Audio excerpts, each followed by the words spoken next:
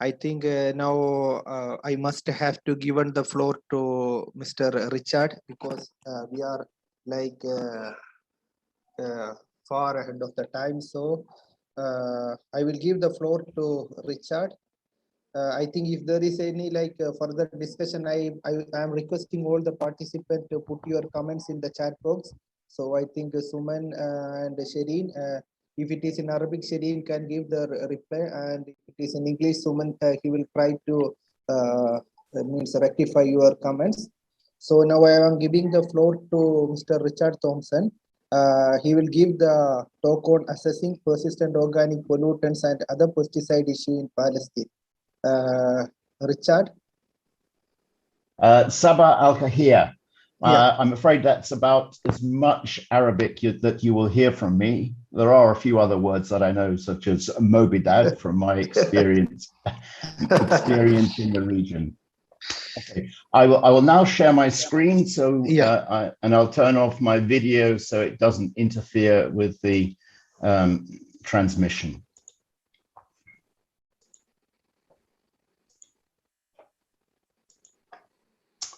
Okay, I hope you can all see my screen. Wait, hold on a moment. It's not come yet. It's still a sharing screen. But I think it's on the way.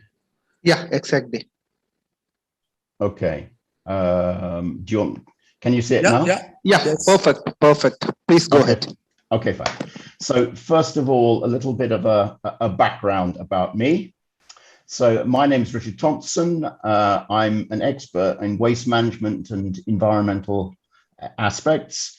I trained at Cambridge University in natural sciences. I had 20 years experience in international waste management and 14 years most recently with FAO, the Food and Agricultural Organization of the United Nations, in the obsolete pesticide program, doing inventories of obsolete pesticides and POPs, organizing disposals, etc.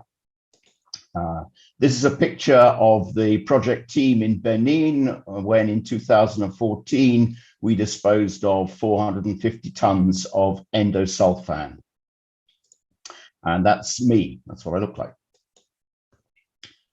Okay, so what are we going to be talking about this morning? I have quite a few slides. I will try to skip the slides that include information that has already been covered, but we'll be discussing which pesticides are covered under the Stockholm Convention, how to assess them, so doing inventories, and I'm going to be talking about POPs and unwanted pesticides, so obsolete pesticides too, assessing legislative frameworks, and assessing pesticide management. That will all be required for the preparation of the NIP. So let's start with pesticides under the Stockholm Convention. We've already heard about when the convention was signed and what it was for. So basically there are three annexes. The chemicals to be eliminated, which include 14 chemicals which are pesticide active ingredients, 10 industrial chemicals, and 2 chemicals that are both used in pesticides and industrial chemicals. So there are 16 active ingredients that are covered as pesticides to be eliminated. In Annex B, there are 2 pesticide active ingredients that are restricted in their use, and you have to apply for exemptions to use them. Annex C is unintended POPs. I won't cover that because that's going to be covered elsewhere. And then there are also a process for new chemicals to be added to the convention, so candidate POPs. And 6 chemicals have been proposed and they're going through the process, 2 of which are active ingredients. So those are going to be the things that we will be wanting to look at in the inventory. Here's a slide of the active ingredients that are pesticides. So what I've shown you here is Annex A's. So these are the ones to be eliminated. Those shown in red are the original ones that came in. And then I've shown the others along with the date in which they were added to the annex. So, you know, what you're likely to find is that the very old ones have ceased production and were disposed of long before the convention came into effect. So it's unlikely that you're going to find those, but it could well be that you will be finding other chemicals. For example, endosulfan, the production of that is largely stopped. There is some production, for example, in Ethiopia, and so it's possible that there could be some illegal pesticides entering Israel from there. Lindane. Lindane was used as an insecticide. The problem with lindane was that in its manufacturing processes, it generated 10 times as much production waste as product, and those production wastes were the other isomers of HCH, alpha and beta, that you can see here. And so, for example, in Europe, there's just been a project to look at where lindane and its wastes have been found, and they identified 299 sites where there is potential for lindane contamination due to it being either produced there or for waste disposal, for stocking, for handling, etc. Coming on to Annex B, DDT is still allowed to be used for disease vector control, primarily for malaria. And then the two chemicals that are in proposed for listing are chlorpyrifos, which is a very common pesticide used for migratory pest control, such as for desert locusts, and methoxychlor. Okay, so the obligations under the convention. I'd like to go through this slide. It has been discussed by Shireen and Dr. Suman before, but I think it's important. So as part of the NIP, you're going to have to assess the legal and policy frameworks and the capacity to manage POPs. You're going to have to do an assessment, an inventory of the POP stocks in Palestine. You're going to have to assess how POPs are still used, whether they are, assessment of POPs contaminated sites, and this is an important one, an assessment of other hazardous chemical wastes. So when you're doing the assessment of POPs, what you'll find is that there will be likely to be many other obsolete pesticides and unwanted pesticides. And it's important that you take the opportunity to gather all the information about all the pesticides that are not wanted, so that you can understand what is the requirement for eventual safeguarding and disposal. And then obviously, as you've seen, there's an assessment of national priorities, and then the plans for achieving compliance with the convention. So the NIP needs to include activities related to safeguarding and disposal of the obsolete stocks and POPs and the contaminated sites and the contaminated equipment. And you're going to have to look at, what alternatives are available if you're still using the restricted POPs, such as DDT.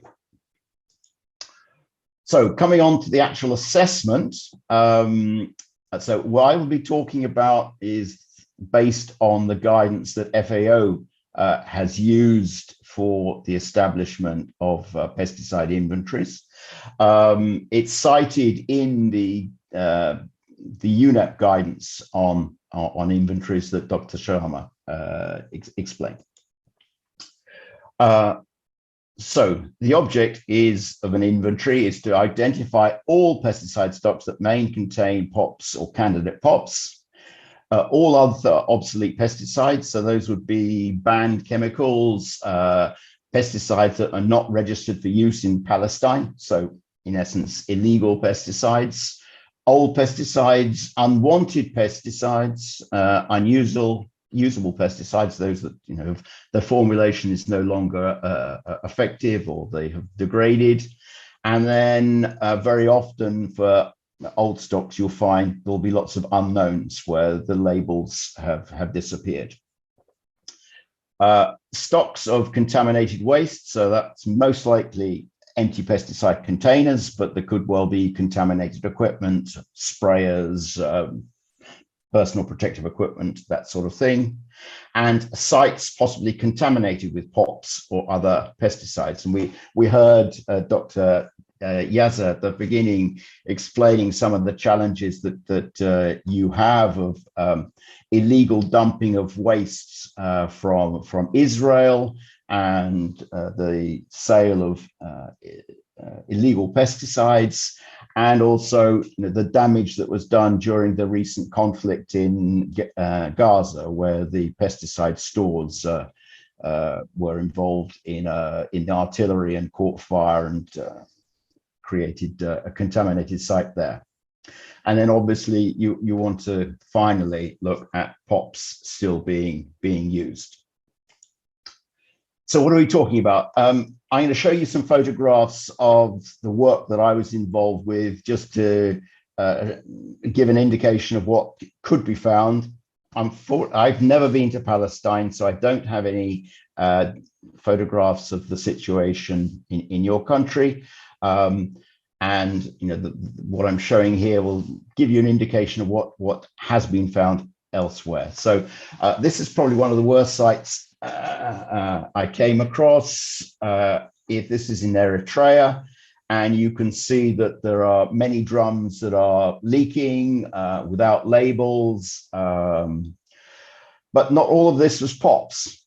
And you can see it, you know, this is something that it all needed to be inventoried to understand what was there in order to be able to plan for the safeguarding and the disposal. So it required a detailed inventory of finding out what these materials were and inventorying them, and then going through the necessary exercise to find the funds and then organize the procurement for the safeguarding and disposal.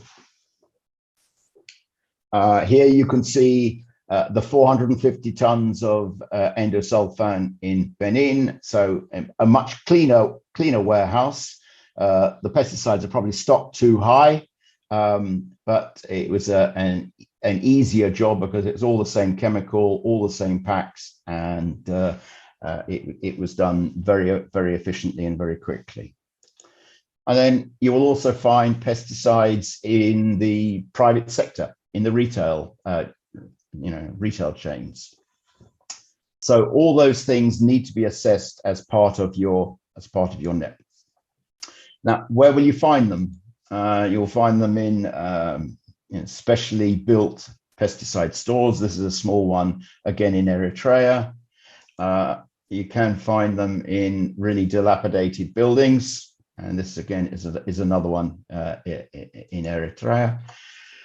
Here is the main pesticide store in Iraq, where incidentally, during the lockdown, the COVID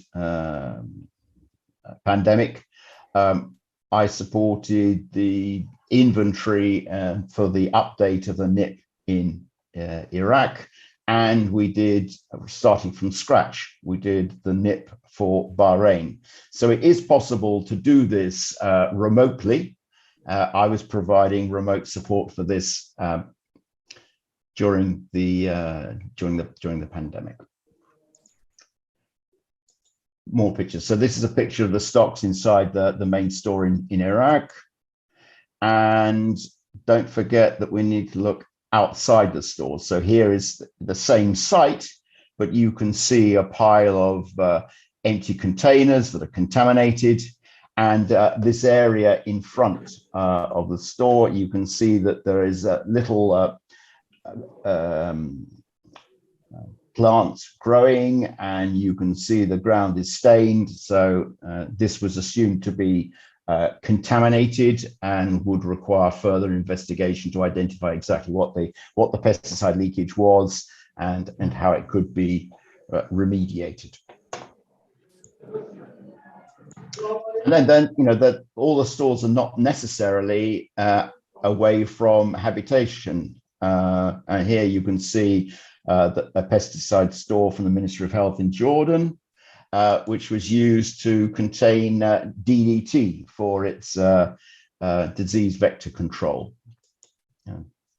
One of the drums, and this was removed, safeguarded, and disposed of back in 2012. And it's not all going to be stores. You need to look widely. You need to think about where the pesticides have been used. And so here we have a pristine picture of the countryside. I just took this from the internet. And you wouldn't necessarily think there were any pops here. However, the railway may be using wooden railway ties, the sleepers between the rails. And those could well be, as wood, they needed to be preserved, so they could well contain pentachlorophenol, as could the poles used for telephones and power lines. So in your assessment, you need to think about where pesticides could have been used in Palestine. On here, this is a golf course, of course, but to have the greens and the grass in such pristine condition, they use a lot of chemicals. So for controlling weeds and fertilizers, etc. So touristic and leisure facilities could also be places where you will find unwanted pesticides. Okay, so coming to the actual inventory process, there are 4 stages. You need to identify all the stakeholders that need to be involved. Those people that are likely to have pesticides or know about where pesticides have been used, or where there are contaminated sites that potentially have pesticides. And I suggest you will find that they're either going to be public sector or private sector, and you will need to address those separately. You should review what historic data you have. I understand there has been some pesticide disposal, FAO organized disposal of 4 tons relatively recently of obsolete pesticides, but you may well have other historic data. And then you'll need to undertake as initially a remote survey, and then potentially follow up with a physical inspection where there are leakages, or there are very large amounts of stock, or there are unknown materials, where you'll need to go into the store, the site, and actually do a physical inspection and inventory of what is there.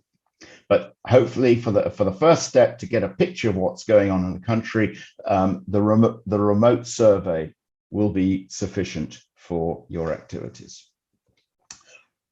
You are going to need to identify your stakeholders. I can't do it for you, but I've in my next slide, here we go, I'm indicating where the sorts of organizations that you should consider involving, and there may be others. So in terms of the public sector, so government departments may well have pesticides, certainly the Minister of Agriculture may well have. Customs could well have, in terms of confiscated stocks that are at the border. The Ministry of Defence may well have pesticides for dealing with for their land. Minister of Health for disease vector control. Transport for treating weed processing and weed suppression on railways, by roads, etc. Emergency services may well have. So you need to consider all the government departments where pesticide could be. The municipalities could well have for public health and maintenance of parks and that sort of thing. you should have a look to see whether there is any pesticide manufacturing or historic manufacturing or formulation in Palestine. Pesticide suppliers, importers, distributors, and retailers. So we're now moving into the private sector. Farms. I don't know how agriculture is organized in Palestine, but in other countries I've come across, there are some government schemes, government cooperatives, crop boards, and then large-scale private farms and small-scale farmers. And so each of those would need to be identify all the major users, and perhaps with the small scale, you're able to get information from associations, or just do a sample survey just to understand what sort of pesticides they have. Some countries have fish farms, tourism, sport and leisure we've discussed. And then there are other industries that you will need to consider. So leather, tanneries have used pentachlorophenol in their process. Wood treatment, as I showed you the poles, if there's any wood treatment in Palestine, that would need to be assessed. And then waste disposal sites, both the legal ones and the illegal, to understand what pesticides could have been dumped there and will require remediation. So looking at what's current, but also historic. The historic sites will be those where it's most likely that you will find the original 9 pesticide POPs. Okay, so how do we identify the stakeholders? You're going to have to do some desk research to identify the types of industry, the organizations, to get their names. Obviously, with the public sector, with the government departments, it's very much easier. But trade associations can supply names, farmer associations will be able to supply names, and in industrial associations. And then finally, you may want to do some publicity to make people aware that you're actually you're doing the NIP, and that you are wanting the sorts of information you want, and encourage people to come forward with information.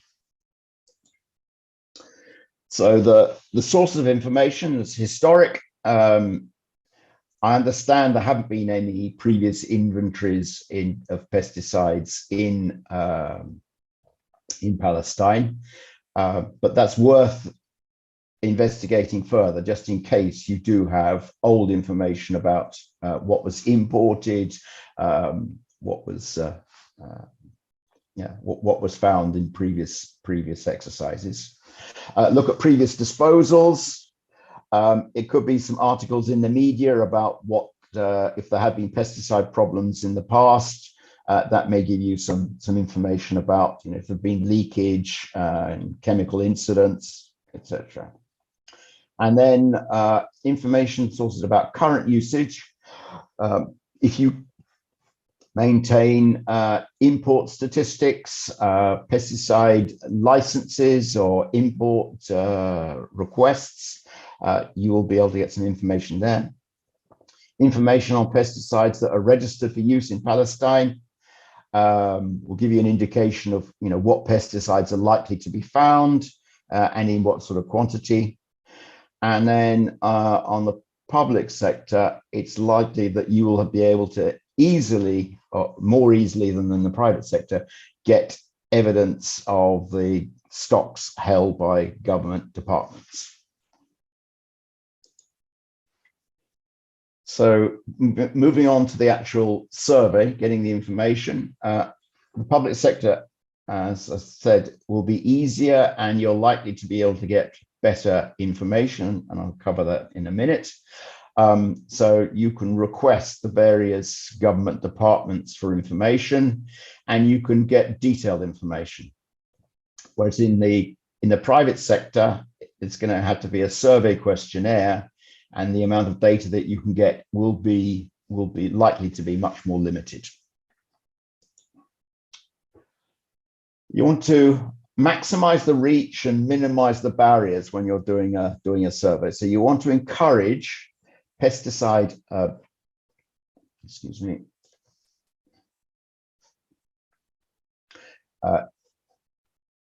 You want to encourage pesticide holders to provide the full information on POPs and obsolete pesticides. So to make the questions easy and assure the respondees that there's no danger of comeback from responding honestly to the survey. So yeah, you want to tell them that the information that they're going to be providing is confidential. So there's no issue of that being shown to anybody else. And amnesty, it's important they understand that there will be no legal sanctions against pesticide holders for providing information during this assessment. They could be concerned that, if they tell you they have pesticides, that they are then going to have to, obviously pesticides rather, they're going to have to dispose of them. So it's important that they understand that on the basis of what they say, funding will be sought to assist in subsequent safeguarding and disposal of the POPs and obsolete pesticides. And their safety is important. So you should not ask them to do anything as part of this survey that could potentially risk damage to their or to others' health or to the environment. So that they shouldn't be, if there's a store like the first one I showed you in Eritrea, they shouldn't be going in. They just need to notify you that there is a highly contaminated store, and then leave it to you to organize the inventory of it once you've got the appropriate training and procurement to safety equipment to do it.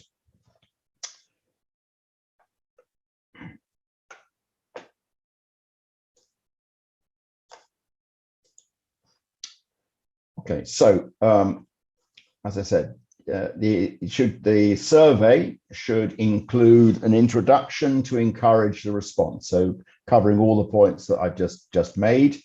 For the private sector, it needs to be simple questions, and you want to get information about the site, who the stakeholder is, their information or contact details, that sort of thing, and about the unwanted pesticides that they may have. So this would be all the POPs and all the obsolete materials, and obviously the contaminated equipment. So it needs to have a very simple question. So, do you have any unwanted pesticides? Yes or no?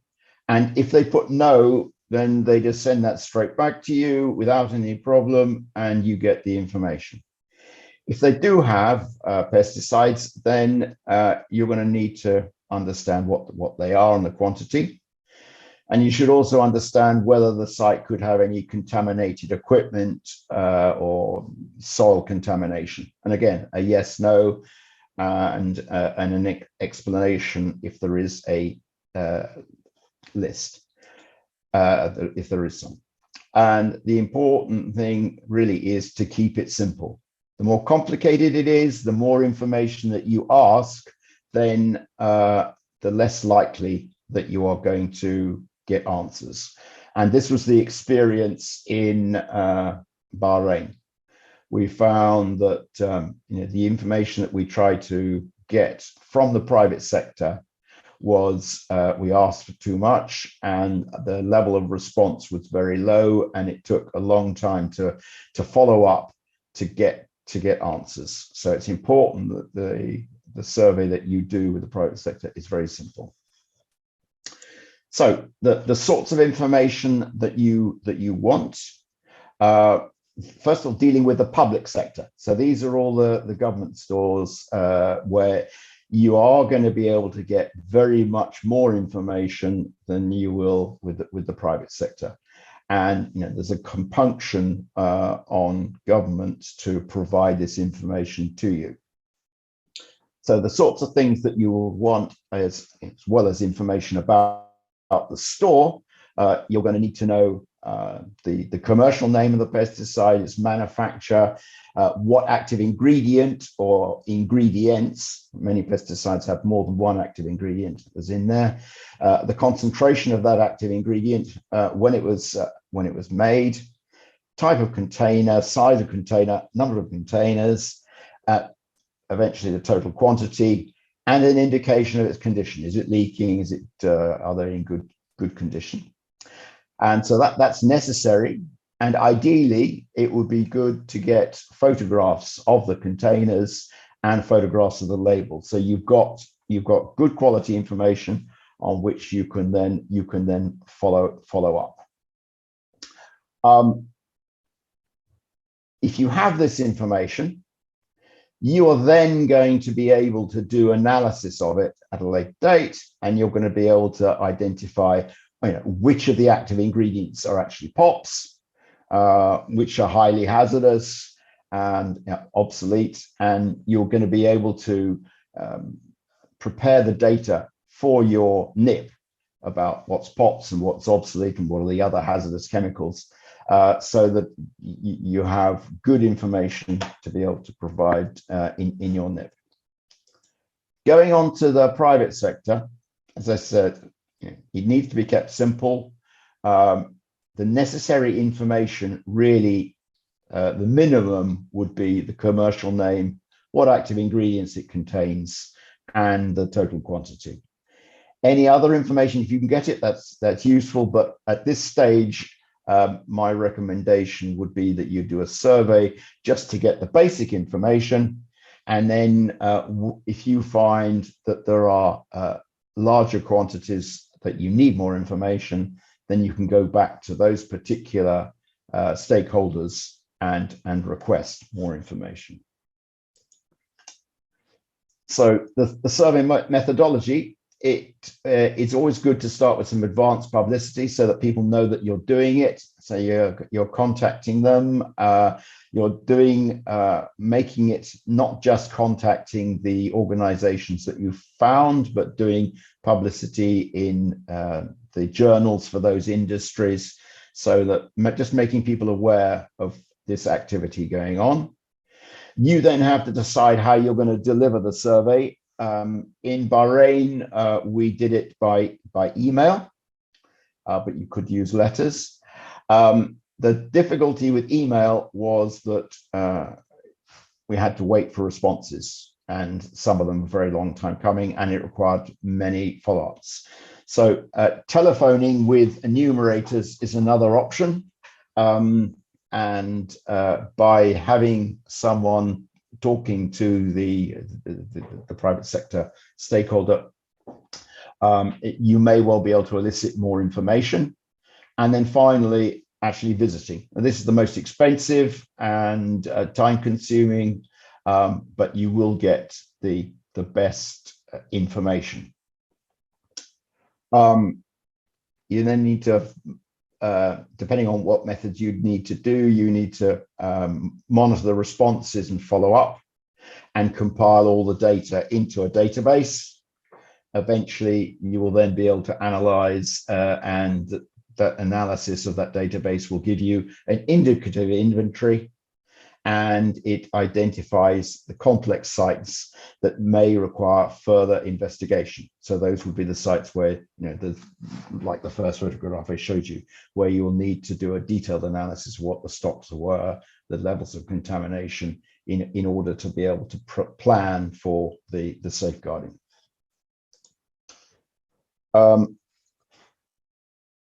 So this is the final stage, the physical inspection of the complex sites. So there'll be large those are the sites with large quantities of obviously unwanted pesticides, or where there are high risks to public health and the environment. So like the store in Jordan, where the stocks were in the middle of offices and shops, or they could be close to sensitive environmental resources. So like national parks or rivers, and so forth. You'll need to do planning and budgeting because inspections are complex. You're going to need to organize procurement for personal protective equipment, inventory methodology, tablets and that sort of thing. You're going to need to do training so that the team that you organize can do it safely. Both, so they need to be trained on that and the methodology, how to take risk assessments before entering stores. Organize the logistics. And then again, into your database, you're going to need to do the compilation of the data and its entry into your database for further analysis. And here's some pictures. So where the risk on a store is limited, you don't need to use full protective equipment. So here you can see this is the team in Eritrea with breathing protection and foot protection. But as there was going to be no contact with the pesticides, there was no need to wear gloves or no need to wear overalls. However, in a more difficult situation, you may need to get fully kitted up with coveralls, gloves, and for doing an inventory, you're likely to need. Here we have a 3-man team, so you have someone doing the writing, and then you have 2 people to actually one to maneuver the equipment, and the third to read the label so it can be annotated. Another difficult store. You can see here the drums are expanded. Some of them have leaked. So again, this is a store that you're unlikely to want to go into unless you are fully kitted out and you consider all the risks. Maybe it was an exposed site. You can see the walls have fallen down. You are able to get some information just by looking from afar.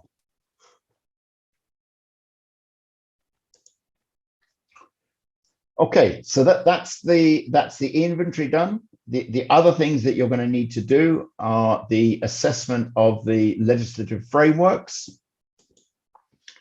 And I'm not going to cover this in any detail, but you will need to compile all the pesticide legislation in the country. So things like covering the pesticide registration, any licensing for importing, for pesticide retail.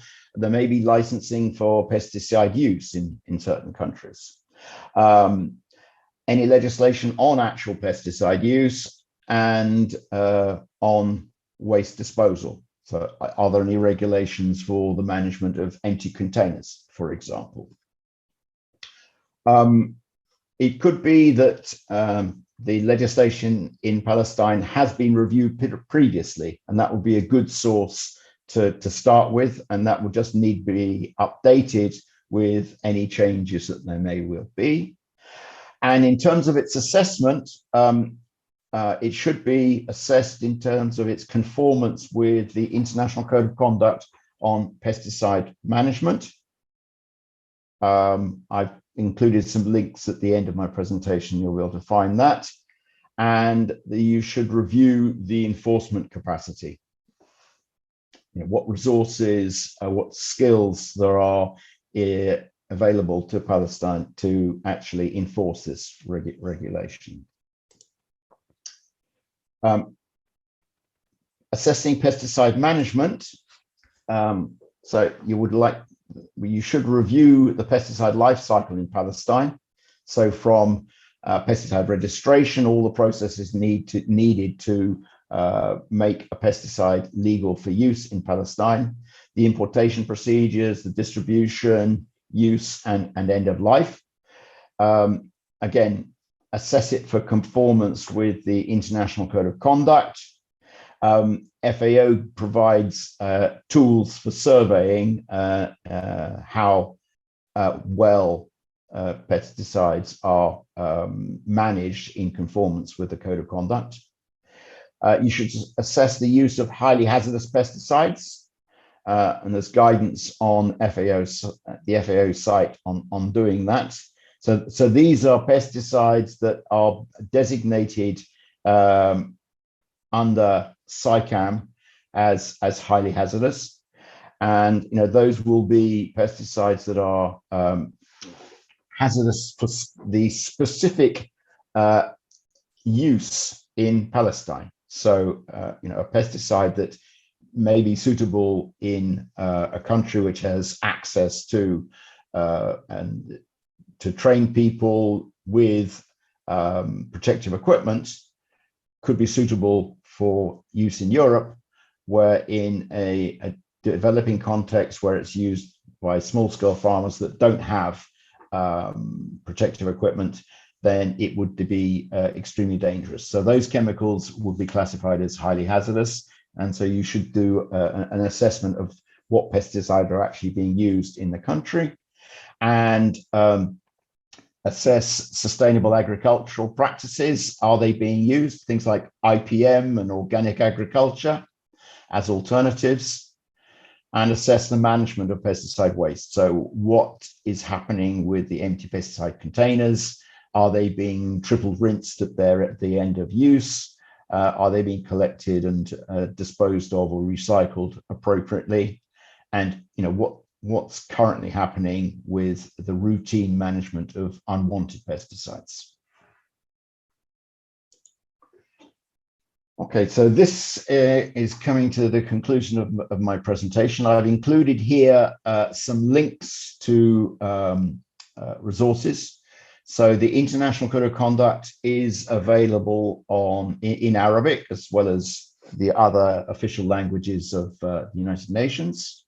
There's FAO guidance on the preparation of planning of pesticide inventories.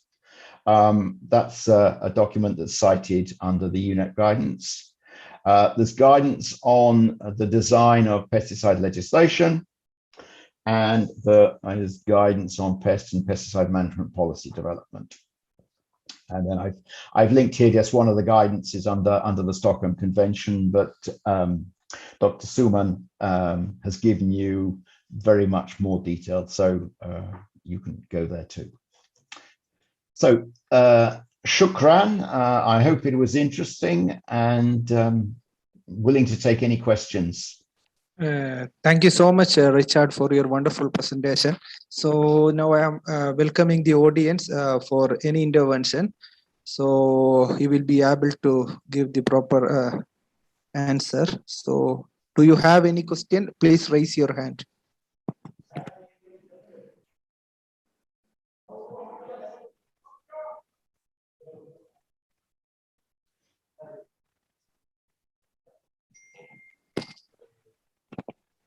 Yeah, Bilal, please go ahead. Richard, you mentioned about the labeling. There is any requirement in Stockholm Agreement related to the labeling? That's mean as BSI, should we follow it, or Ministry of Agriculture? There is something about labeling on it. And in the same slide, you mentioned something, name it old. What do you mean about old? Thank you. Okay, thank you. So with regard to the labeling, the Code of Conduct gives guidance on labeling. I'm sure that there will be legislation in Palestine with regard to labeling under the registration. So your registration process will set out what should be required on pesticide labels in Palestine. So that there is good external guidance, and you can see what is the requirement in your country, and that's something that the Stockholm Convention NIP may well identify needs to be, if the pesticide registration legislation doesn't set the current best practice for pesticide labeling, then this is an opportunity to identify it and make recommendations for changing that legislation. And with regard to your question about old pesticides, so we're just talking about pesticides that have long past their use by date. Most pesticides are guaranteed by the manufacturers to be remain within specification within 2 years of manufacture. Beyond that, they do not guarantee that they are going to have the same efficacy and usability.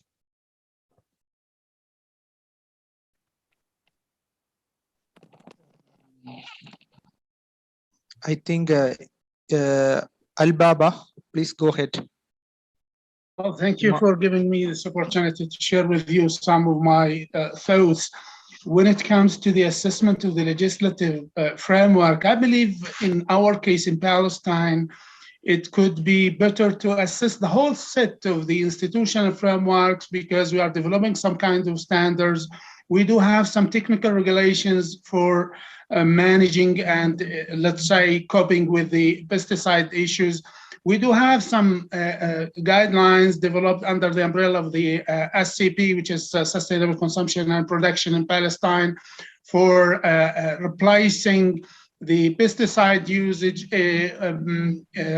by using the biological control, and we do have that guide. So that's the point. In my opinion, I suggest in our case in Palestine to assess the whole institutional set of framework, the whole set of institutional framework, including strategies, including standards, action plans, whatever things that might contribute to a get better situation. Thank you. Yeah, thank you for that. Yeah, I fully agree. It's an important aspect. All those things need to be addressed in the assessment of the frameworks.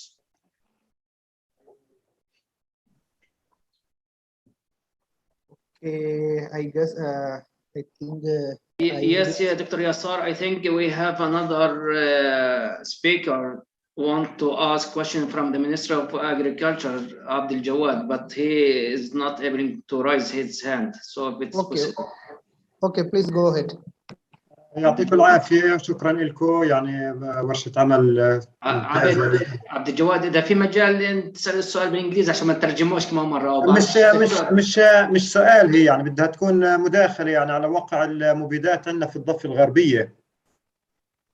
تمام، إذا في بس إشي مختصر بالإنجليزي تحكي على أساس. بدي أحكي بشكل موسع يعني على الإشي أنا مش محضره يعني، بس بدنا نحكي على بشكل موسع يعني الكل الحاضرين، يعني إنه إحنا في عنا يعني عمل دائرة المبيدات هو بيكون بعدة محاور، اللي هو مراقبة المحلات والتهريب والمبيدات اللي بتستخدم بشكل غير قانوني. احنا بنعرف انه المستوطنات بتدعم مدخلات الانتاج اللي هي الحكومة الإسرائيلية للمستوطنات ب60%، عشان هيك بصير في فرق كبير بيننا وبينهم. وانتم بتعرفوا انه في عندهم فوق ال 550 مادة فعالة مسموحة، احنا عندنا 250، ففي عندنا تقريبا 300 مادة فعالة موجودة في الجانب الإسرائيلي مش موجودة عندنا، وهي اللي بتخلي المزارعين انه يتجهوا للمستوطنات ويشتروا بأسعار بأقل من يعني بيكون احنا عندنا تقريبا 180 أو 200%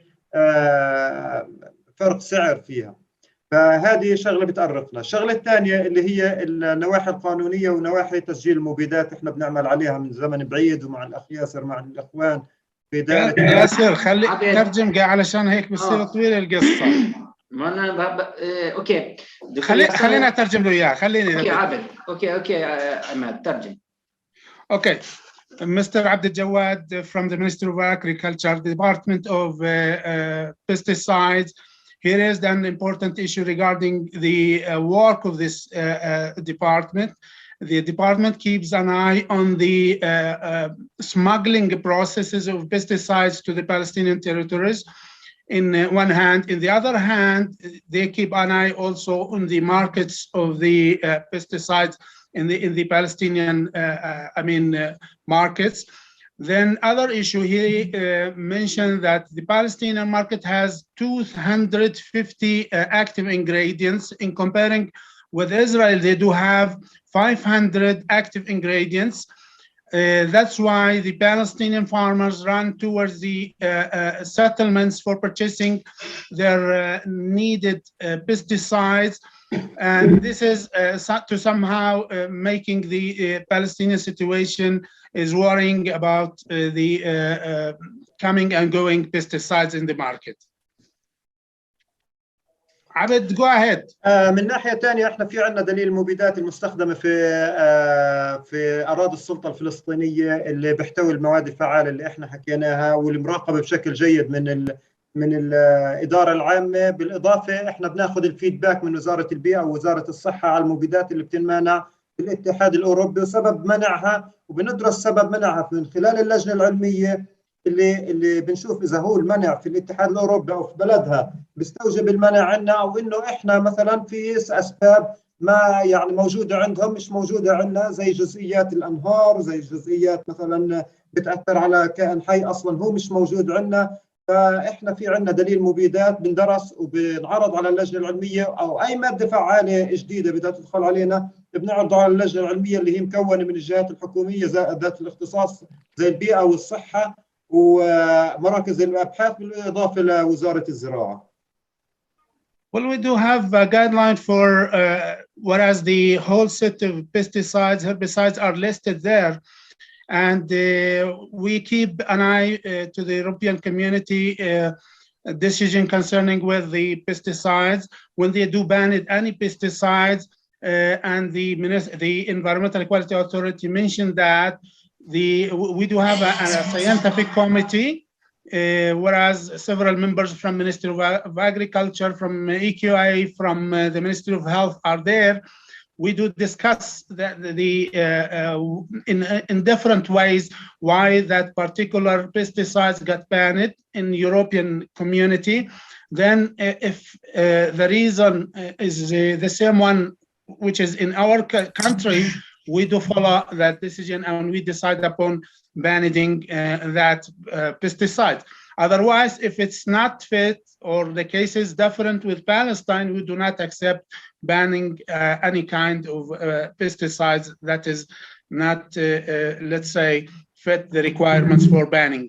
In the other hand, the scientific committee keeps updating the Palestinian pesticide guidelines by the members of the scientific committee for pesticide legislation and updating, keeping an eye around the world and keeping updating that checklist. من الناحية الأخيرة اللي هي مراقبة المحلات، في عندنا إحنا مراقبة المحلات والمزارع يعني أماكن تخزين المبيدات في الشركات وحتى في المزارع. في تكدس خلال السنين الماضية في عندنا كميات كبيرة تصل لحوالي 30 طن من المصادرات. فهذه الكمية يعني حتى الدعم اللي بيجينا، حتى سوينا زي اتفاقية مرة مع الفاو وأتلفنا 4 طن ونص في مكب مرامات حفاف في إسرائيل. فإحنا ضل عندنا كميات كبيرة، حتى إنه اضطرينا إنه ننشئ مخزن واستلمناه الشهر الماضي على نفقة وزارة الزراعة. هو مخزن الأصل إنه يكون مؤقت لأنه التخزين لازم يكون في وزارة البيئة، بس إحنا عملنا على إنه إنشاء مخزن لوضع المبيدات هاي فيه، وعلى أساس إنه نشوف لها حل للمشكلة لإتلافها. فإحنا المشكلة الجاية اللي بتواجهنا إحنا وزارة البيئة كمان والصحة اللي هي إتلاف تقريبا 25 ل 30 طن عندنا موجودات مكدسات في مخازننا. We do have around 30 to 40 tons of confiscated pesticides and agricultural chemicals.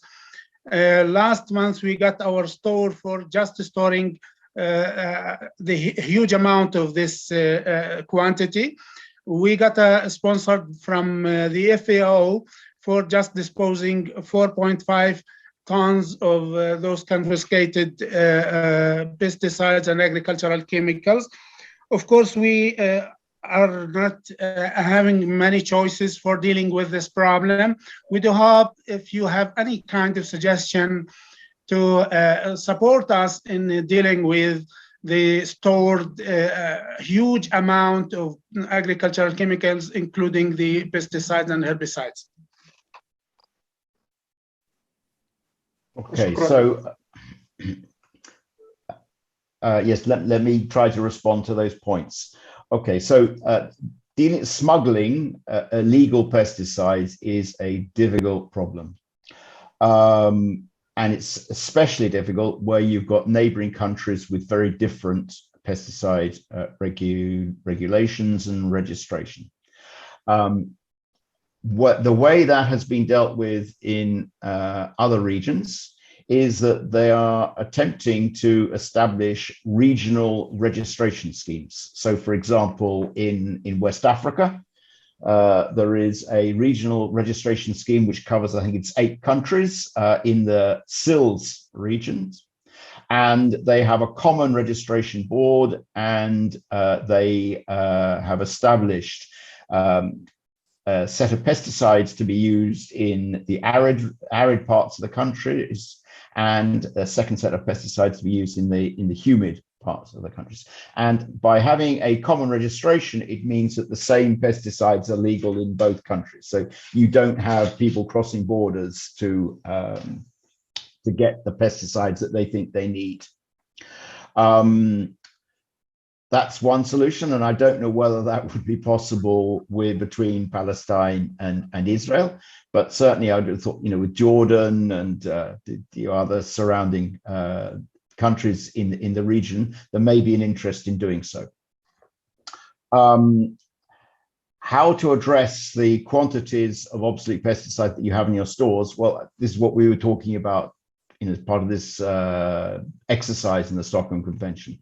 The development of this national implementation plan will identify what stocks there are, and will identify what needs to be done to address them, and is a vehicle for you then to approach the JEF to get money to actually undertake the safeguarding and disposal of all the materials that have accumulated, both as obsolete stocks, but contaminated sites and dump sites where pesticides have been dumped in Palestine.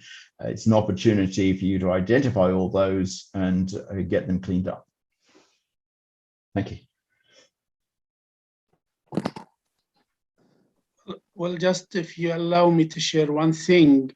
According to the Palestinian-Israeli peace process accords, all Haza waste should go back to Israel. But when it comes to reality, if the Palestinians decide to send back 30 tons of agricultural chemicals, that means that Palestinians should pay around $150,000 US for that, despite the fact that the peace process accord says that Palestinians should not deal with any kind of hazardous waste, including those chemicals. But meanwhile, as Abdul Jawad mentioned, I guess they paid a lot of money for disposing 4.5 tons of the chemicals which is accumulated in their store. Indeed, this is a difficult issue. In Europe, there are schemes called an extended producer responsibility, where within the price of the pesticide, there is a small fraction that the farmer pays that means that the pesticide producer has the responsibility to take back any unwanted pesticides and deal with the empty containers. So, in Europe, farmers don't have a cost for disposing of their empty containers, nor a cost if they have any accumulated unwanted pesticides at the end of their life.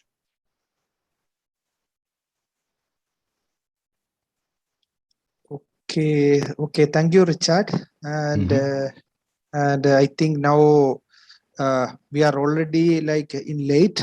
So I think now we need to take we are scheduled for 10 minutes break, but I am giving now 5 minutes break. But before I am going for the break, I would like to request all the participants to just put on their video. So because Yasser Abu Shenab requested to take a screenshot before we are going for a break. So I'm requesting all the participants to put on their video. So I will take a screenshot, and maybe Yasser Abu Shenab, maybe he will also take like a photograph. So please.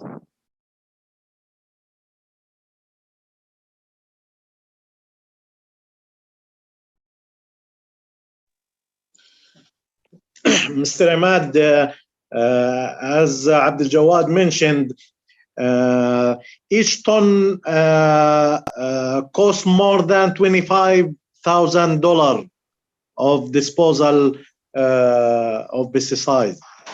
The 4 ton, it may cost more than $80,000. Okay.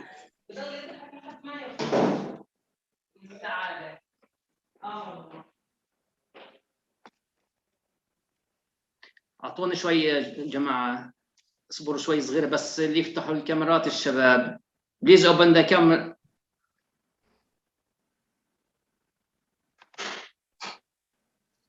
If I may say, $25,000 per ton is an exorbitant amount of money for disposal.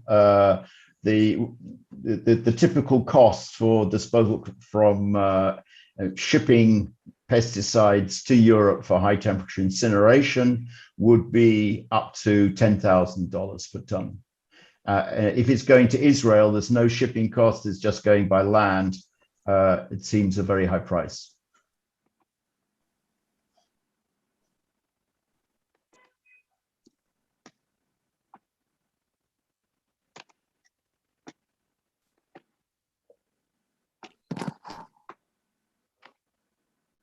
Great. I think I have. I think it's okay right now. We can go to break. Yeah, now we are giving exactly 5 minutes break. So I'm requesting all the participants to back in 5 minutes. I'm sorry for, because we have like a plentiful discussion. So it's like a good for our workshop, and I'm requesting you all back on the after 5 minutes. Thank you. Ja. Michael, jetzt kannst du mal ausprobieren. Try now, Mike.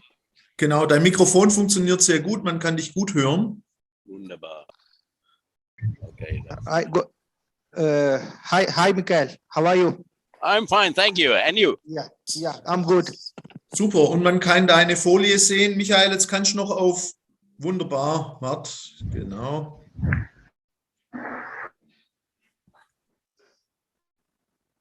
Great, it works. So that's it. Yeah, it's working perfect. So I think we can just keep on his screen sharing, and soon after the break, I think we can start. Okay, fine. Okay. So I'll leave it like it is. Okay, thank you.